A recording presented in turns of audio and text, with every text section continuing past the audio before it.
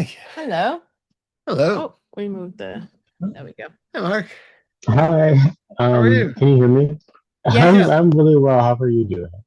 Good, good. It's Pretty kind of good.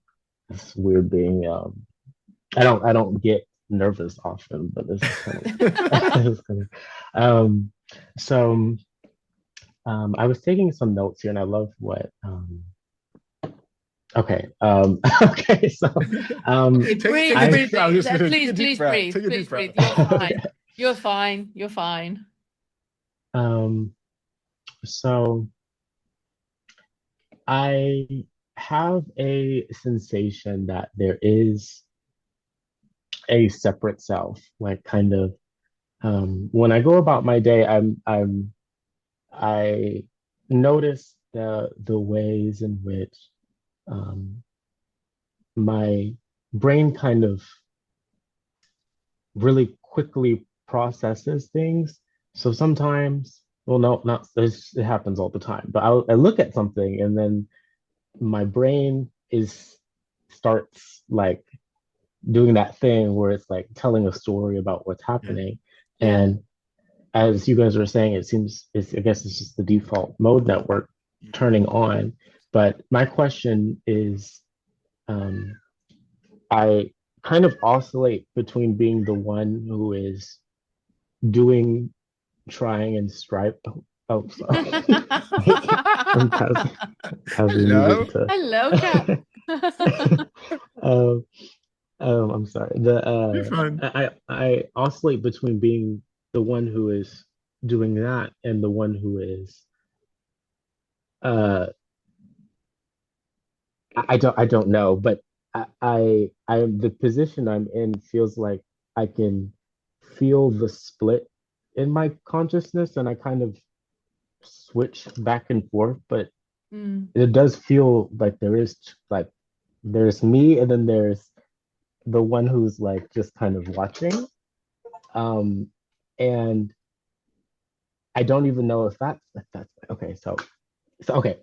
So so my question um, is it more about being in between? Like I know you mentioned the middle way. Mhm. So the position I'm at in my life is I feel like my ego, I guess, doesn't have discipline in the sense that, but I see how my focus oscillates so much. Oh my God, I'm It's It's sorry. okay. okay. My It's It's mind's all okay, over okay. the Mark. You're doing fine. place. So, um, so I'm not sure if, okay, so my belief is that if I create more structure within my day, then it will allow me um, to have a better relationship within myself and to um, have, I guess, some sort of more clarity because I kind of just allow my mind to just kind of do whatever it wants. And I Mm. give it permission to take me on tangents and take me Mhm. on stories and roller coasters and things like that. And I'm wondering then, is my task then to strike up a balance between being the one who's just kind of here witnessing the experience, but also being the parent that's like, okay, it's time to focus and be here now or have structure. Is that Yeah, I love the question.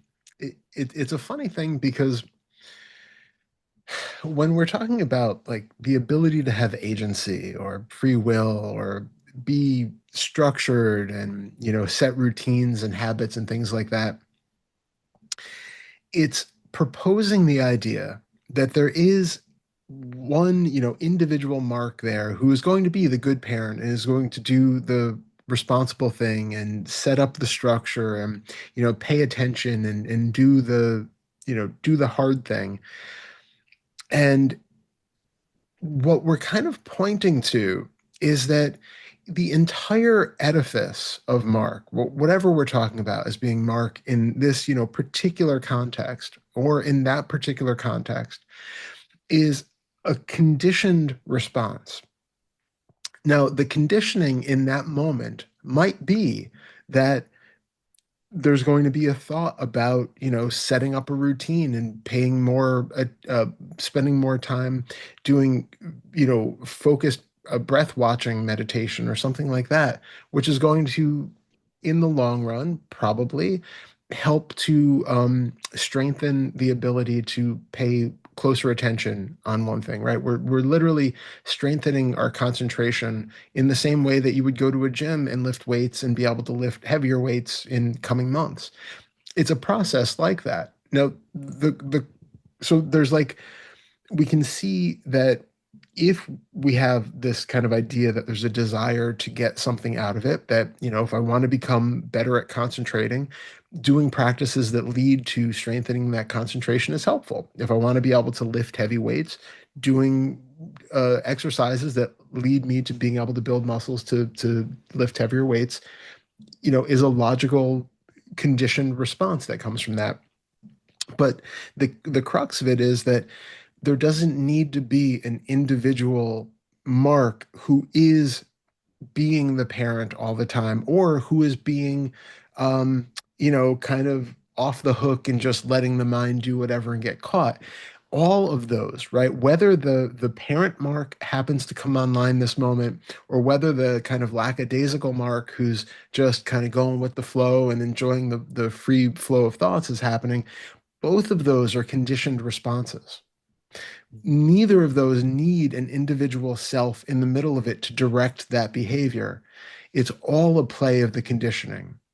And basically, what I'm always kind of trying to say is that when we're in a position like this, where, you're asking a question and you're getting advice, or when you have, sit down to meditate for the first time and then set up a schedule that you're going to meditate, every day at this hour, all of those are conditions that lead to the possibility of that future version of Mark sitting on a cushion or having more concentration ability or not. But it's like one more seed added to the garden that might bloom into something else. We're adding a condition that might push the future behavior into this, but we don't know. There are too many other conditions, affecting everything to know for sure. It's not a one-to-one correlation.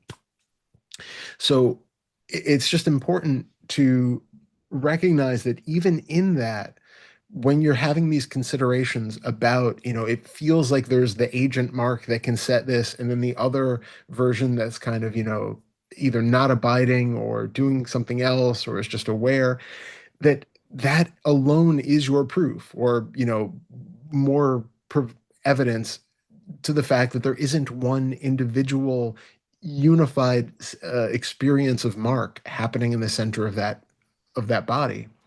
That there are different proclivities, there are different motivations, there are different thoughts, and there are different behaviors that change from day to day and moment to moment. And all of that is just observable. We can kind of take note that, well, it's interesting. I was really motivated to meditate and I was really clear on being able to watch my breath, consecutively for 10, 20, 30 times without getting distracted. And today it's just like, I'm just like watching the clouds move and no idea what's going on. That is interesting. We tend to take the problematic tack and just be like, oh, see, I'm not as disciplined as I should be. And we turn it against ourselves that, it's my fault. I need to do something to get better so that I can be more like yesterday, instead of just recognizing that this is your proof that you are not the same person that you were yesterday. There's no consistent being in there. And take that as evidence, right?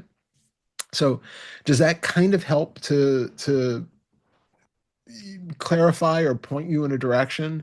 Because when Uh, uh-huh. sorry, it was just because when you said it, there was something about like there was a little bit of like self-condemnation or Mhm. something in it, the way that you said it, that was kind of concerning because it's like it was like you have to do something, to be better, that it's not okay in some ways that you're It was expressing. exactly what I Yeah, picked up on too. I'm yeah, really happy that you, because yeah. I had the same thing, that there is nothing wrong with you.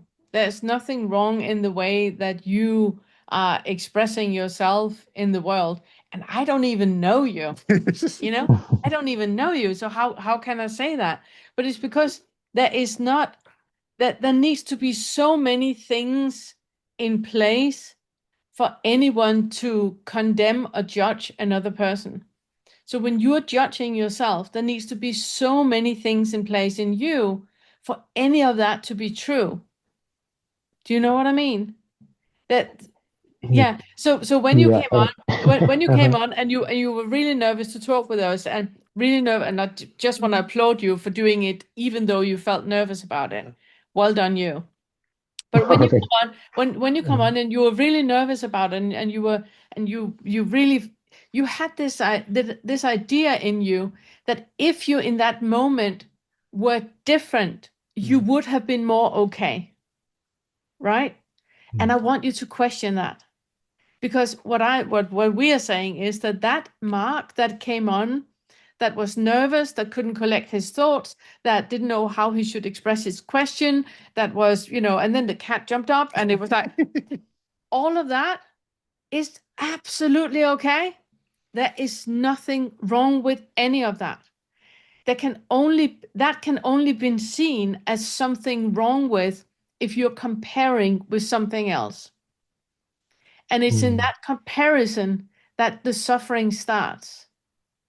So if you're not comparing, then there's just this arising of Mark right now. And that is absolutely like it should be.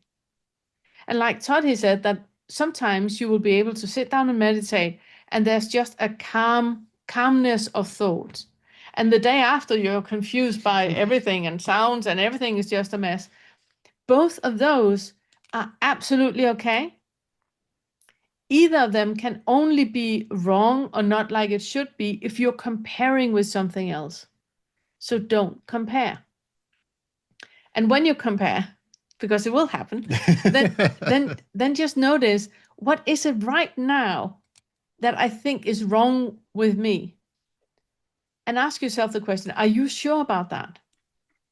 When you have that feeling, oh, I shouldn't be like that, or I should be able to have agency, and I should be able to organize things around me and not be like, a fly in a bottle. I should be able to do all that. Just calm down a moment and ask yourself the question, are you sure about that? Do you absolutely with certainty know that the Mark that is presented right now will become a Mark 2.0 if he can organize things? Are you absolutely sure about that? Because you're not. There is nothing wrong with the Mark that is here right now. And there's nothing wrong with the way that you're representing yourself right now. It's fine. It's fine. So just notice the comparison when that comes online, question the comparison, and come back to how it actually feels to be you right now, and notice how much right now is actually okay as it is.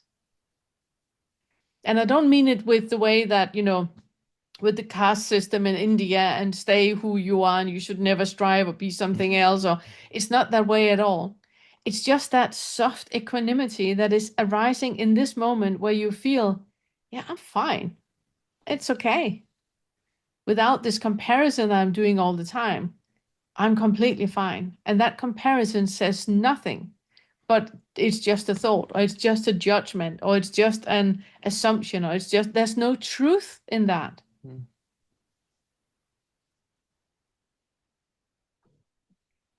Thank you. That I got a little emotional. But thank you. Um, now my mind's blank, but It's good. It's That's completely good. That's a fine. good That way. is Sounds okay good. too. Yeah. Yeah, that's okay too. And watch this recording again and again and again until you really have that, oh yeah, now I know, you know, that is how it feels when I'm just okay the way that I am.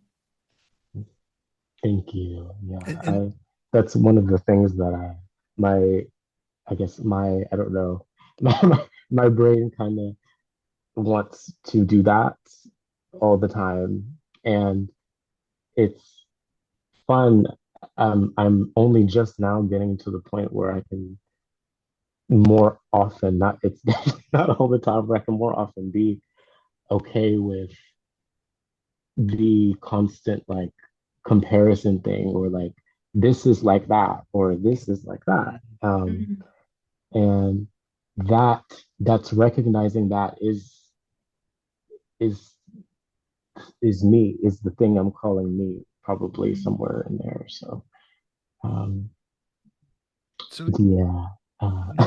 notice the label, right? Because that is one of Mhm, those things where we're labeling machines, right? The mhm. brain is really used to just like taking in everything, deciding, that's a cup, that's a chair, that's a person, that's a cat. Like it thinks what a thing is, it slaps a label on it, and then from then on, it kind of interacts through that label.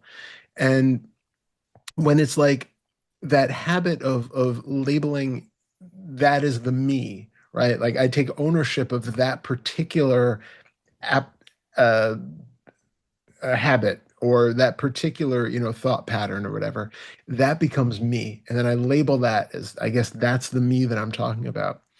Just recognize what is it if it doesn't have that label on it of me or I? What is there then?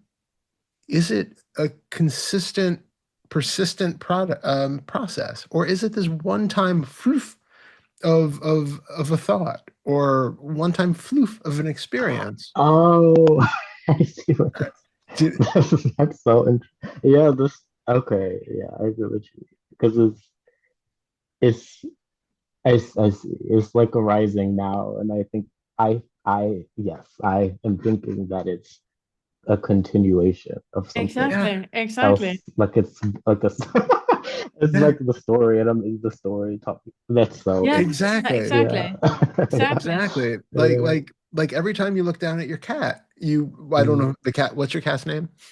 This is Taz. He's Tess, The- oh God. Yeah, Tess Taz. doesn't. So He's doing the it. likes to be front and center.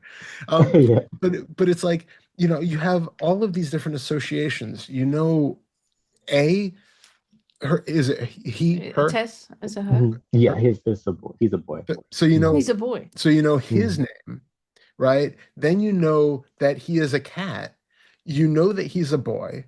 And you have all of these associations where all of a sudden, if you woke up one morning and he was replaced with, a gray female tabby, you would be like confused. But, there's an expectation there that there's a continuity of one cat across time and always going to look kind of the same, always going to have certain, behavioral traits. So there's this assumption that are labeling, that you are interacting with when every time that you pick him up or see him.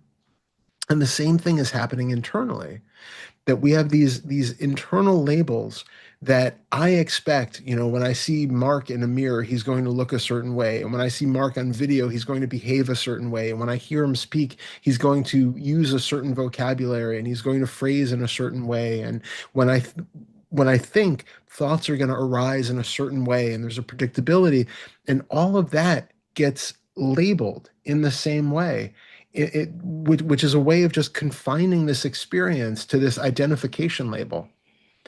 And instead, if you can see as much as possible that what is here is just that spontaneous arising. I mean, what is he if you are looking at him without his name or knowing that he's a cat or anything else, right?